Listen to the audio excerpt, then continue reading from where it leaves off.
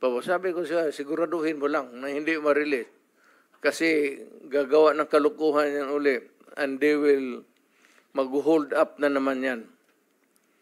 Yan ang lalo na yung mga kaso na magnakaw tapos mag-rape tapos magpatay o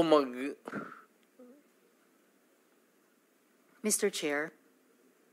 Can we let the President complete his sentence? What were you trying to say, sir? That Yes, mag-rape, magpatay, magnakaw, magpatay, and then what do we do with them?